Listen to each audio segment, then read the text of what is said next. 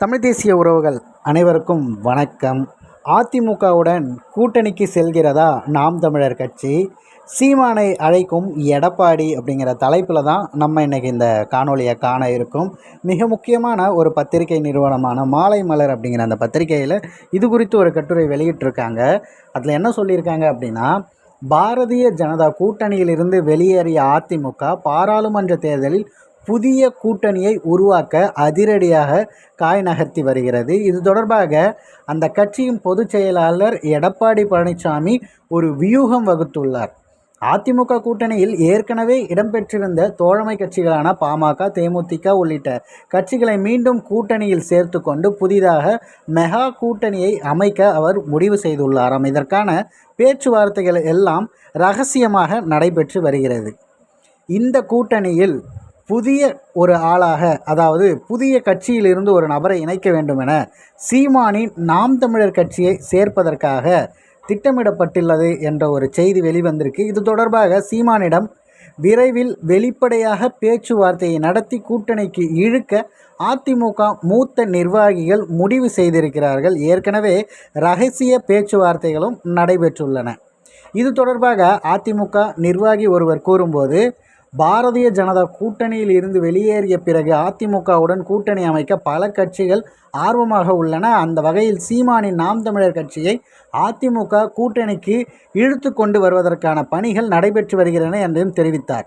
இது பற்றி நாம் தமிழர் கட்சியினர் கூறும்போது, எங்களுக்கு கூட்டணி அழைப்பு வந்தது உண்மைதான் என்று தெரிவித்துள்ளனர்.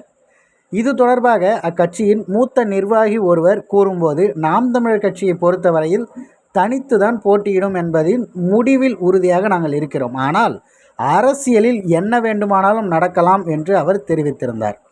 நாம் தமிழர் கட்சி என்பது சீமானால் தொடங்கப்பட்டு 13 ஆண்டுகள் ஆகிறது.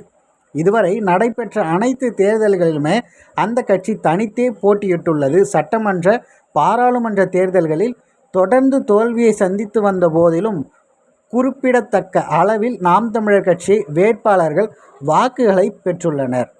2021ஆம் ஆண்டு நடைபெற்ற சட்டமன்ற தேர்தலில் நாம் தமிழர் கட்சி 7% வாக்குகளை பெற்றது.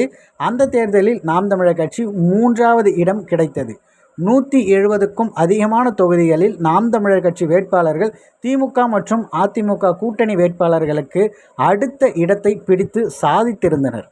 உள்ளாட்சி தேர்தலில் பல இடங்களில் வெற்றியும் பெற்றிருந்தனர். நாம் தமிழர் கட்சியின் இந்த வாக்கு சதவீதம் படிப்படியாக அதிகரித்து வருகிறது. இதனால் வருகிற பாராளுமன்ற தேர்தலில் மற்றும் சட்டமன்ற தேர்தலில் நாம் தமிழர் கட்சியுடைய வாக்கு சதவீதம் 10% தாண்ட வாய்ப்பிருப்பதாக அரசியல் நோக்கர்கள் கணித்துள்ளனர். இதை மனதில் வைத்துதான் அதிமுகவுடைய பொதுச் செயலாளராக இருக்கக்கூடிய எடப்பாடி பழனிசாமி அவர்கள் சீமானை அதிமுக கூட்டணிக்கு இழுத்துவிட வேண்டும் என்பதில் தீவிரமாக இருக்கிறார். ஆனால் நாம் தமிழர் கட்சி கூட்டணி தொடர்பாக மாறுபட்ட கருத்துக்கள் நிலவுகின்றன. ஒரு பிரிவினர் கூட்டணி அமைக்கலாம் என்றும் இன்னொரு பிரிவினர் கூட்டணி வேண்டாம் என்ற கருத்தில் இருப்பதாக கூறப்படுகிறது. ஆனால் கூட்டணி விடயத்தில் சீமான் எடுக்கும் முடிவே இறுதி முடிவாக இருக்கும் என அக்கட்சியினர் அனைவரும் தெரிவித்திருக்கின்றனர்.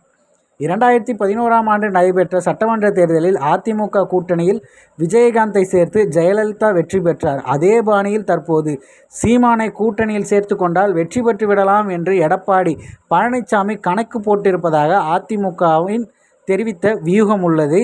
எடப்பாடி பழனிசாமி இந்த வியூகம் பலனளிக்குமா, இல்லை அதிமுக கூட்டணியில் சீமான் சேருவாரா என்பதை நாம் பொறுத்திருந்துதான் பார்க்க வேண்டும். இந்த தகவல் குறித்து உங்களது பார்வை என்ன அப்படிங்கிறத மறக்காமல் பின்னூட்டத்தில் பதிவிட்டுடுங்க.